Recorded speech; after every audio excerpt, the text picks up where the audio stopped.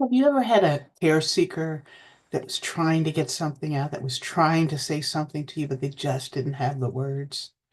I remember spending time with Mr. S in the hospital. He had been there a long time and he told a lot of stories, and we had developed quite a nice rapport.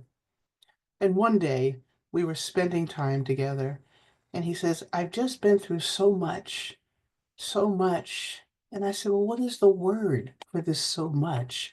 And he says, I think the word is suffering. Suffering.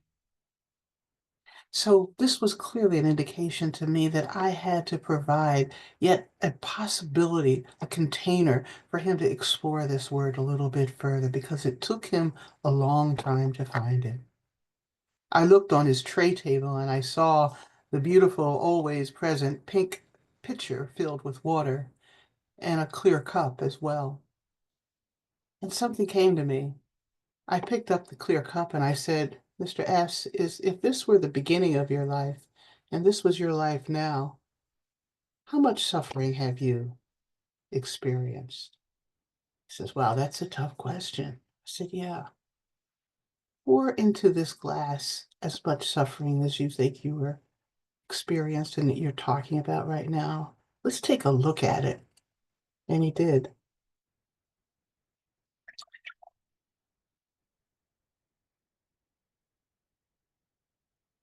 He poured in about a quarter way through the glass. And then he stared at it for a long time. And I said, Well, what do you see when you look at this? He talked about disappointments and frustrations and worries and existential crisis and regrets and joys that turned into regrets. And we talked about this for some time. I asked him, What color does this suffering look like? Then I asked him, What are you going to do with it now that you've seen it? And he couldn't quite figure it out. But he says, maybe I should just drink it and incorporate it into who I am. So I said, well, take a sip of it and see what it tastes like. So he took a sip of his suffering. And then for the next hour, we talked about how the lessons of his suffering, the lessons of his life might be incorporated in this new reality. It was a rich and powerful moment for Mr. S and for me as his chaplain.